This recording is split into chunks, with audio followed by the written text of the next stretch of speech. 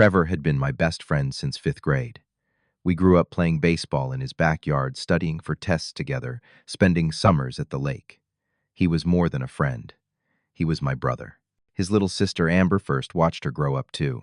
She was like family. My parents, Frank and Carol, they loved me. They were proud of the man I had become. A good job, a stable life, a son who called every Sunday. Until one phone call destroyed everything I had built in 28 years. Before I tell you how a single lie can rip apart a family, let me know where you are watching from in the comments below. Hit that like button and subscribe, because this story proves that the truth always finds its way out no matter how deep someone tries to bury it.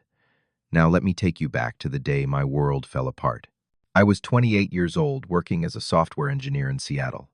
Life was good. I had a small apartment downtown, a job I actually enjoyed, and every Sunday I drove to my parents' house for dinner. My dad, Frank, he had been a firefighter for 30 years before retiring. My mom, Carol, taught third grade at the local elementary school. They were simple people with honest values.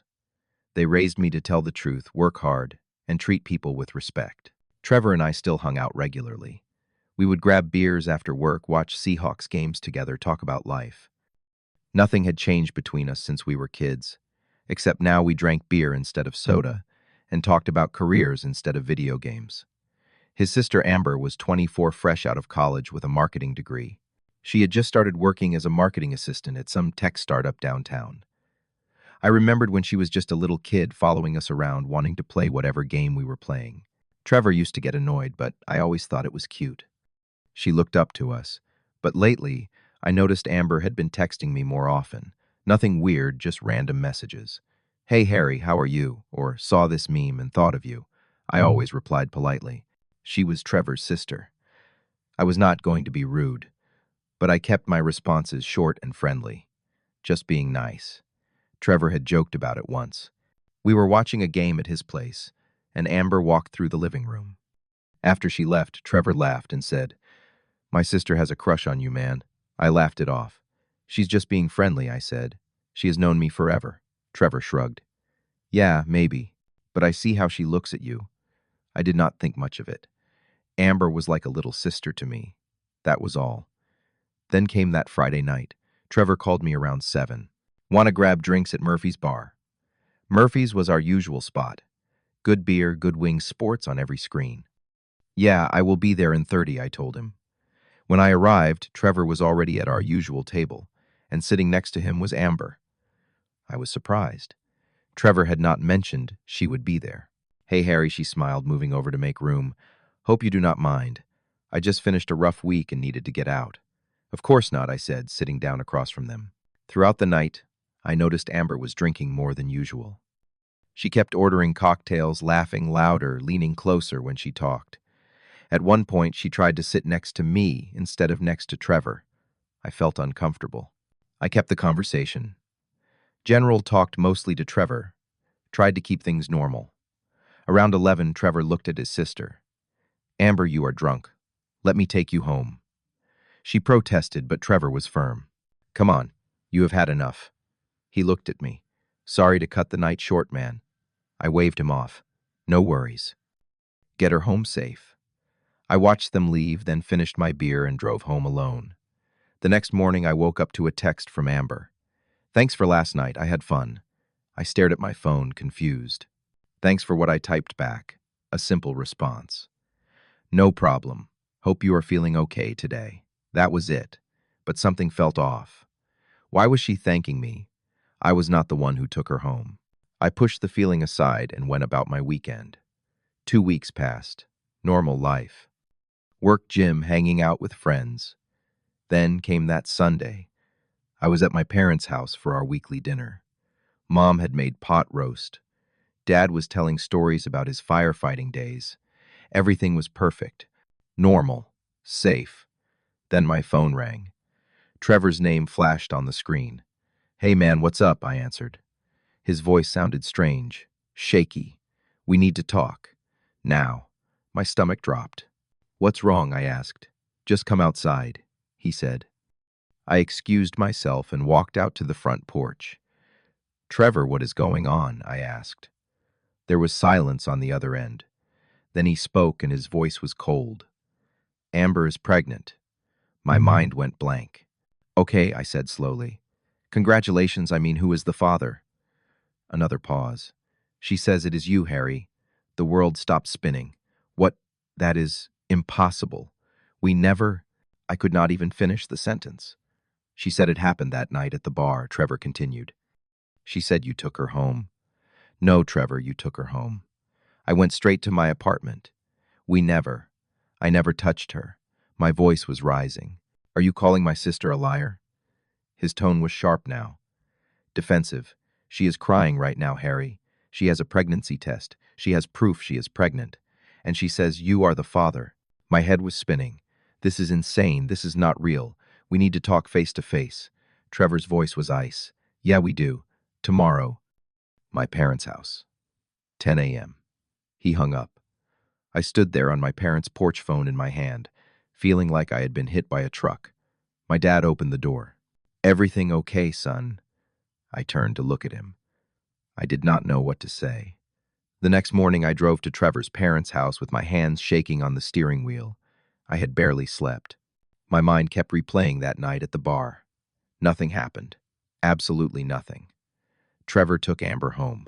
I went home alone. There was no other version of events. When I walked in, the atmosphere was thick with tension. Amber sat on the sofa, a tissue in her hand, eyes red and swollen. Trevor stood behind her, arms crossed. Their parents, Richard and Linda, sat across from her. Linda's face was full of concern. Richard's face was full of anger. Richard looked at me like I was a stranger. Sit down, Harry. Saturday. My throat was dry. I think there has been a huge misunderstanding, I started. Misunderstanding. Linda's voice cracked. Harry, Amber says you got her pregnant. How is that a misunderstanding? I looked at Amber. She would not meet my eyes. Amber, tell them the truth. Nothing happened between us. She started crying harder. Why are you lying, Harry? Why are you doing this to me? Her voice was small, broken. That night, you offered to take me home. Trevor was tired. You said you would make sure I got home safe. And then, She could not finish. She just cried. That is not what happened, I said firmly. Trevor, you took her home. You were there. You know I left alone. Trevor shook his head slowly. I took her to your car, man. You said you had it from there. I was exhausted. I trusted you. What? No, that never happened. This is crazy, I said, standing up. Let's do a DNA test. That will prove everything. That will show I am not the father. Richard stood up too, his face red. You got my daughter pregnant, and now you want to humiliate her more with tests. You want to drag her through that. Linda was crying, now holding Amber. We trusted you, Harry. We welcomed you into our home like family. How could you do this to us? I felt like I was drowning. No one was listening. No one believed me. Amber pulled something from her purse. A pregnancy test. 2 pink lines. I am pregnant, she whispered. And Harry is the father. I know he is. Trevor looked at me with eyes full of pain and betrayal. I thought I knew you, man. I thought you were better than this. I could not breathe. The walls were closing in. I did not do this, I said one more time, but my voice sounded weak even to my own ears. I am leaving. When you are all ready to hear the truth, call me. I walked out, got in my car, and drove. I did not know where I was going. I just drove. That night, Linda called my mother. I found out later that she told my mom everything. Amber's version of everything. By the time my parents called me, they had already decided I was guilty. Come home right now, my dad's voice on the phone was not angry. It was worse. It was disappointed. When I walked into my childhood home, the same home where I had just eaten pot roast a day ago, everything felt different. My mom was crying at the kitchen table. My dad sat across from her, his jaw tight. Sit down, he said. Saturday. Is it true, Harry? My mom's voice was barely a whisper. Did you get that girl pregnant? I wanted to scream. I wanted to flip the table, but I kept my voice calm. No, Mom. I did not. Nothing happened between Amber and me. This is either a misunderstanding or she is lying. I do not know why, but I am telling you the truth. My dad shook his head. Why would she lie about something like this? What does she have to gain? I threw my hands up. I do not know, Dad, but I am telling the truth. My mom wiped her tears. We raised you to be responsible, Harry, to face your mistakes, not run from them. I am not running from anything because I did not do anything, I said, my voice breaking now. My dad stood up, walked to the window, his back to me. Until you man up and take responsibility for what you have done, I do not want to see you. The words hit me like a physical blow. My mom sobbed harder. How could you disappoint us like this? I tried one more time. Please just let me prove it. A DNA test. That is all I am asking for. My dad turned around, his eyes hard. A test will not change what you did to that girl. I looked at my mom, hoping she would say something. Anything. But she just cried. I stood up slowly. I love you both, and I am telling you the truth. One day you will know that. I walked to the door. As I reached for the handle, I looked back. The warm light of the kitchen, the place where I had eaten 1,000 meals, where I had done homework at that table, where I had laughed and celebrated every milestone of my life. Now it felt like a place I was no longer welcome. I left. The next few weeks were the darkest of my life. Trevor blocked my number. He unfriended me on every social media platform. When I tried to reach out through mutual friends, they all gave me the same response. I do not want to get involved, man. My parents did not answer my calls. My mom sent one text. We need time, Harry. The rumor spread through our circle. Harry is a deadbeat. Harry got his best friend's sister pregnant and abandoned her. People I had known for years started avoiding me. At work, my boss noticed my performance slipping. Is everything okay, Harry? She asked during a meeting. I lied and said I was fine, but I was not fine. I was falling apart. I sat alone in my apartment every night looking at old photos. Pictures of Trevor and me at high school graduation. Pictures of family dinners. Pictures of a life that felt like it belonged to someone else now. The whole world had turned its back on me, and I had no way to prove my innocence. Then Amber started posting on social media. She never mentioned my name directly, but the hints were clear. Going through the hardest time of my life. About to be a single mom, but I will stay strong for my baby. The comments flooded in. You are so brave. That guy is trash. You deserve better. I saw every post, every comment, every person calling me a monster without knowing the truth. I tried messaging her. Why are you doing this, Amber? You know the truth. She replied quickly. I am telling my truth. You can deny it all you want, but I know what happened. I typed back desperately. Please, let's just do a DNA test. That will prove everything. Her response was cold. I do not need to prove anything to you. My family knows the truth. That is all that matters. I screenshot the conversation thinking maybe it would help, but who would I show it to? No one was listening. Trevor sent me one final message before blocking me completely. Stay away from my sister. You have done enough damage. I read that message over and over. My best friend, my brother. He hated me, and there was nothing I could do about it. One night I was sitting in the dark of my apartment staring at nothing. I had lost everything. My best friend, my parents, my reputation. People looked at me differently at the grocery store, at the gym, everywhere. I was the guy who got a girl pregnant and ran away. That was my identity now. But then something clicked. Maybe it was desperation. Maybe it was anger. But I realized that if I did not fight for myself, no one else would. I could not just wait for this to blow over. It would not. I needed to prove my innocence.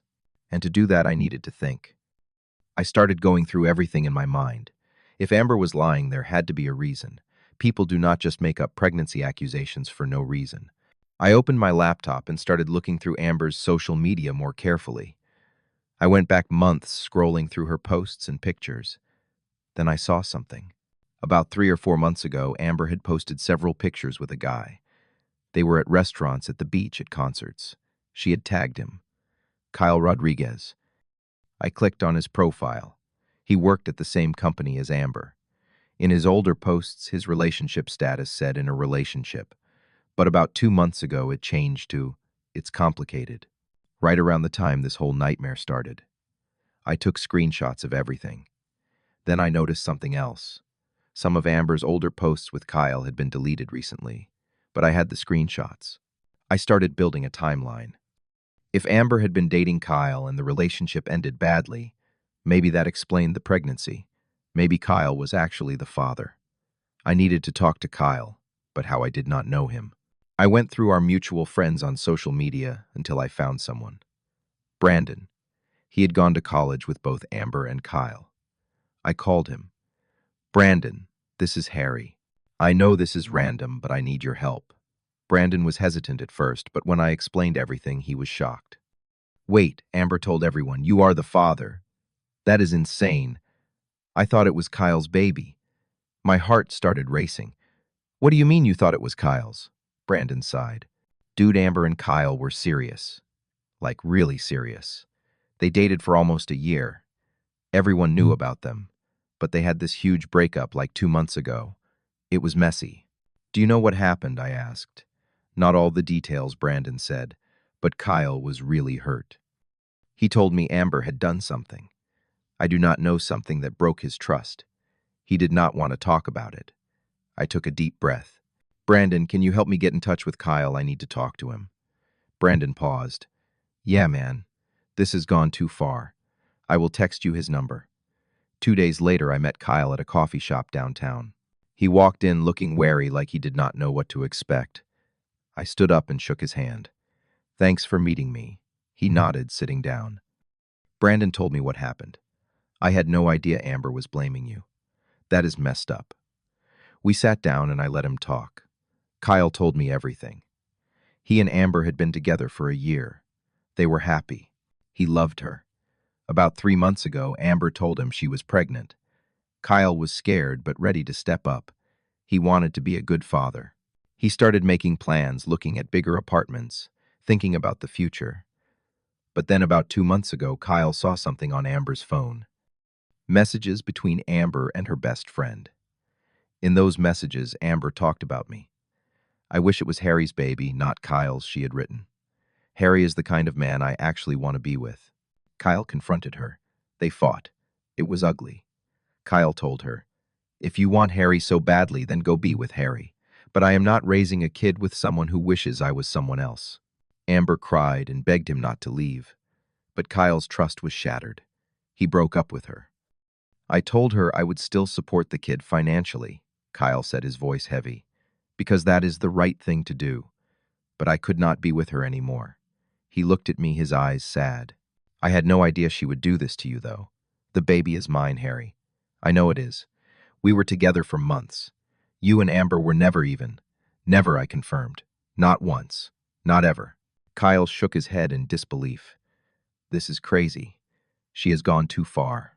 I leaned forward. Will you help me prove this? Will you testify to what you just told me? Kyle did not hesitate. Absolutely. This needs to end. Over the next week, Kyle and I gathered evidence. He gave me copies of text messages between him and Amber talking about the pregnancy, about doctor appointments, about their relationship. He showed me pictures they had taken together during the time Amber got pregnant. He even had medical records where Amber had listed him as the emergency contact and as the father of the baby. I took everything to a lawyer. His name was Mr. Patterson, and he had been recommended by a coworker. Mr. Patterson looked through all the evidence. This is solid, he said. You have a strong case, but the best proof would be a paternity test. I nodded. I know, but how do I force that when no one will listen to me? Mr. Patterson leaned back in his chair. We confront them with all of this evidence first.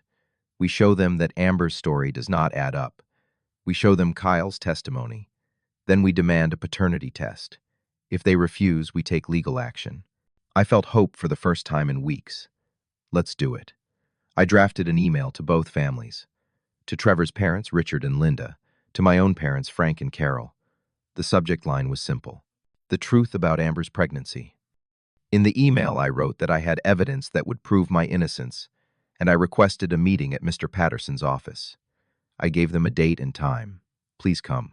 The truth needs to be heard. My mom responded first. Harry, I do not know if this is a good idea. But my dad replied to her email, copying me. If he has something to say, we should listen. We owe him that much. Richard responded too. Fine. We will be there. The meeting was set. The day arrived. I walked into Mr. Patterson's office with Kyle by my side. My parents were already there, sitting stiffly in chairs.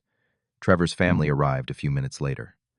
When Amber walked in and saw Kyle, her face went completely pale. She looked like she might faint. Trevor noticed. Amber, what is wrong? She did not answer. She just stared at Kyle. Mr. Patterson stood up. Thank you all for coming. My client Harry has asked you here because he has evidence that will prove he is not the father of Amber's child. Richard started to protest, but Mr. Patterson held up his hand. Please, let us present the evidence first. Then you can respond. I stood up, my hands shaking, but my voice steady. I started with the timeline. That night at Murphy's bar, Trevor took Amber home. I went home alone. Here is my credit card statement showing I paid my tab and left at 11:15. Here is the security footage from my apartment building showing me entering alone at 11:45. I had gotten the footage from my building manager earlier that week. Then I brought out the screenshots from Amber's social media. Amber was in a relationship with Kyle Rodriguez for almost a year. Here are photos of them together. Here are posts from months ago where she talked about their relationship. I looked at Trevor's parents. Did you know about Kyle? Linda shook her head slowly. Richard looked confused. Then Kyle stood up. My name is Kyle Rodriguez. I was Amber's boyfriend for a year. 3 months ago, she told me she was pregnant. I was ready to be a father. But 2 months ago, I found messages on her phone where she said she wished Harry was the baby's father instead of me. She said Harry was the kind of man she wanted to be with. When I confronted her, we broke up. Kyle pulled out his phone and showed the messages. He showed the pictures. He showed the medical records where Amber had listed him as the father. This is my child, Kyle said quietly. I know it is. Amber and I were together during the time she got pregnant. Harry was never with her. Not once. The room was silent. Everyone turned to look at Amber. Her face was red, tears streaming down her cheeks. Amber, Linda said softly. Is this true? Amber opened her mouth, but no words came out. She just cried harder. Amber, answer me. Richard's voice was firm now. Did you lie about Harry? Finally, Amber broke. I am sorry, she sobbed. I am so sorry. I always had feelings for Harry, since we were kids. And when Kyle left me, I was desperate, I thought. I thought if Harry believed the baby was his, maybe he would step up. Maybe he would want to be with me. Maybe I could have the life I always imagined. The room erupted. Linda gasped. Richard stood up furious. Trevor looked at his sister like he did not even know her. How could you do this? Trevor's voice cracked. How could you lie about something like this? You destroyed Harry's life. You destroyed our friendship. You made Mom and Dad believe. My mother was crying now. My father sat with his head in his hands. Carol looked at me, her eyes full of guilt and pain. Harry, she whispered. I could not look at her yet. I turned to Amber. Why, I asked. Why did you do this to me? She could not answer. She just cried. Mr. Patterson cleared his throat. Harry has every right to pursue legal action for defamation. However, he has indicated that he simply wants his name cleared and his life back. I nodded. That was true. I did not want revenge. I just wanted the truth to be known. Amber, you need to make a public statement, Mr. Patterson continued. You need to admit you lied. That is the only way to begin making this right. Amber did make a statement. She posted on social media admitting that she had lied, that Harry was not the father of her baby, and that she was deeply sorry for the pain she had caused. The comments came flooding in, but this time they were directed at her. People were angry. People felt betrayed. I did not read most of them. I just wanted it to be over. Kyle decided he would still be a father to the baby. Despite everything, he was a good man. He told me later, "It is not the kid's fault. I will do right by my child." Amber's parents were devastated. Richard and Linda called my parents to apologize. They came to my apartment one evening, their faces full of shame. "We are so sorry, Harry," Linda said. "We should have questioned her story. We should have given you a chance." I accepted their apology. What else could I do? Holding on to anger would not change anything. Trevor reached out a few days after the meeting. He sent me a long text message, pages and pages of apology. "I do not know how to make this right," he wrote. "You were my brother. I should have trusted you. I should have known you better than that. I chose blood over friendship, and I was wrong. I am so, so sorry." I read the message 3 times before responding. "I understand why you protected your sister. I do, but it hurt Trevor. It really hurt. He asked if we could meet. I agreed. We met at the park where we used to play baseball as kids. Trevor showed up looking exhausted, like he had not slept in days. I do not expect you to forgive me right away," he said. "I just need you to know how sorry I am." I looked at him, this person who had been part of my life for over 20 years. "You broke my trust, Trevor. That does not just heal overnight." He nodded, tears in his eyes. "I know, but I want to try. If you will let me." We did not become best friends again immediately. Trust does not work like that. But we started slowly. A text here and there. Meeting for coffee once a month. It was awkward at first, but gradually it got easier. We were rebuilding something that had been shattered. I did not know if it would ever be the same as it was before, but I was willing to try. The hardest conversation was with my parents. The evening after the meeting at Mr. Patterson's office, my dad called me. "Can we come over?" he asked. His voice sounded broken.